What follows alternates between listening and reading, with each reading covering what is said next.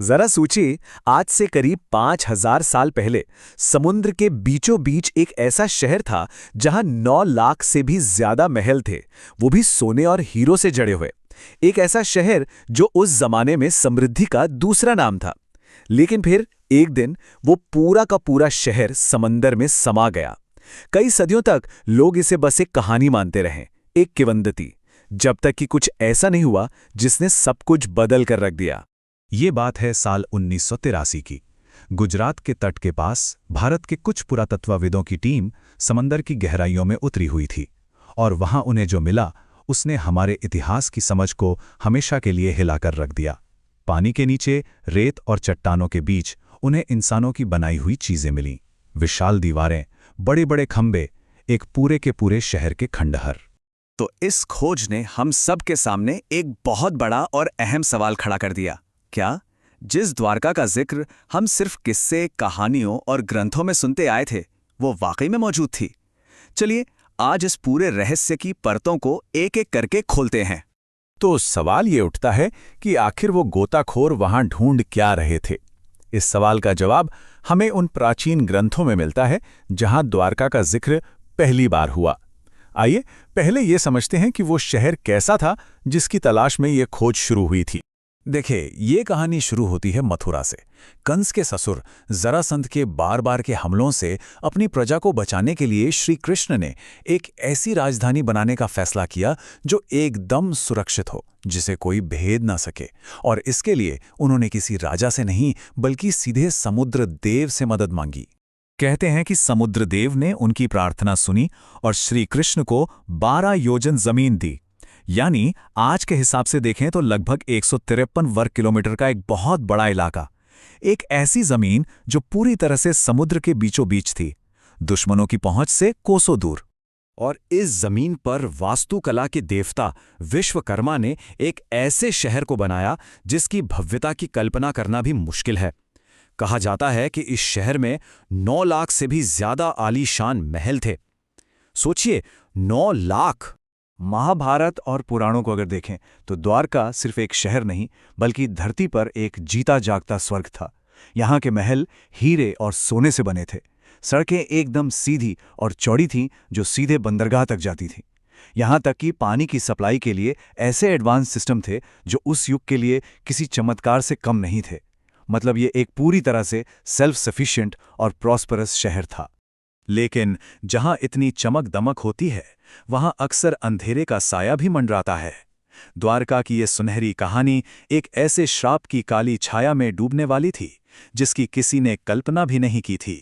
द्वारका और उसके लोगों का भाग्य 2 बहुत शक्तिशाली श्रापों से तय हो चुका था। पहला श्राप महाभारत युद्ध में अपने 100 बेटों को खोने के बाद रानी गांधारी ने दिया, और दूसरा जब कृष्ण के बेटे सांब ने कुछ ऋषियों का अपमान कर दिया। इन दोनों श्रापों ने मिलकर विनाश की नींव रख दी थी। और फिर वो हुआ जिसका डर था। भविष्यवाणियां एक एक करके सच होने लगीं। सबसे पहले वो श्रापित मूसल पैदा हुआ।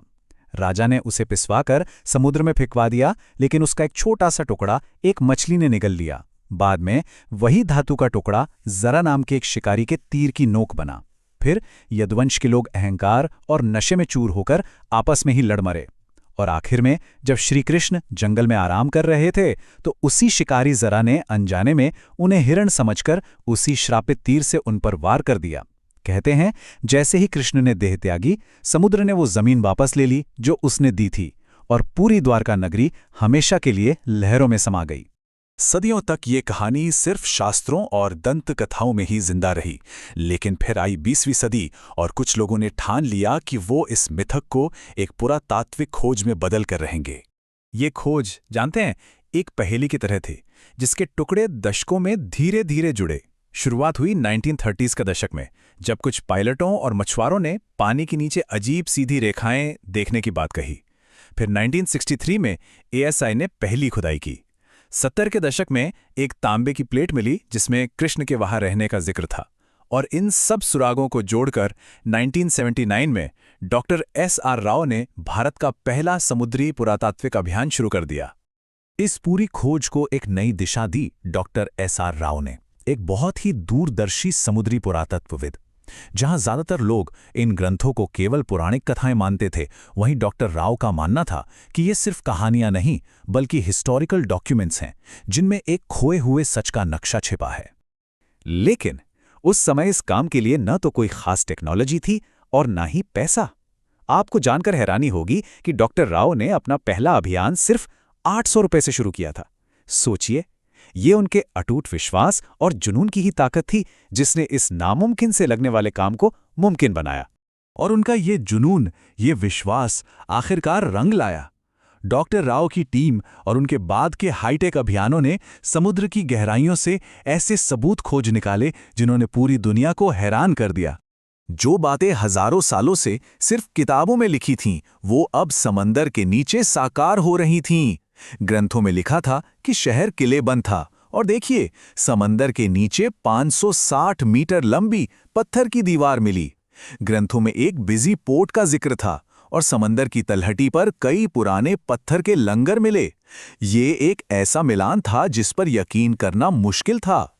लेकिन सबसे बड़ी और सबसे चौंकाने वाली खोज तो तब हुई जब वहां मिली एक कलाकृति की कार्बन डेटिंग की गई। पता है उसकी उम्र कितनी निकली? 9000 साल। ये हड़प्पा सभ्यता से भी हजारों साल पुरानी थी। इस एक खोज ने भारतीय सभ्यता के पूरे इतिहास की टाइमलाइन पर ही एक बहुत बड़ा सवालिया निशान लगा दिया। फिर 2001 से 2007 के बीच मॉडर्न सोनार टेक्नोलॉजी का इस्तेमाल करके समंदर की तलहटी का डिजिटल नक्शा बनाया गया। इससे एक विशाल सुनियोजित शहर की नींव का पता चला जिसने डॉक्टर राव की शुरुआती खोजों पर पक्की मोहर लगा दी। अब ये लगभग तय हो गया था कि द्वारका कोई कल्पना नहीं बल्कि एक हकीकत थी। तो अब सवाल ये उठता है कि आखिर ये शहर डूबा कैसे? क्या ये सच में एक श्राप था जैसा ग्रंथों में लिखा है, या इसके पीछे कोई वैज्ञानिक कारण भी था? और मजे की बात यह है कि दोनों ही एक्सप्लेनेशन एक ही दिशा में इशारा करते हैं। पौराणिक कथा कहती है कि कृष्ण के जाने के बाद समंदर ने शहर को वापस ले लिया, और विज्ञान की सी लेवल राइज थ्योरी भी यही बताती है कि ठीक उसी समय के आसपास पूरी दुनिया में समंदर का स्तर बहुत तेजी से बढ़ा था, जिससे कई तटीय शहर डूब गए। तो हो सकता है ये एक ही ऐतिहासिक घटना को बताने के दो अलग अलग तरीके हों। इस खोज का सांस्कृतिक और राष्ट्रीय महत्व आज भी बना हुआ है। इसी साल 25 फरवरी 2024 को प्रधानमंत्री नरेंद्र मोदी ने खुद उस जगह पर गोता लगाया और श्री कृष्ण की याद में मोरपंख अर्पित किए। इस घटना ने इस प्राचीन शहर को एक बार फिर पूरे देश की चेतना में वापस ला दिया है।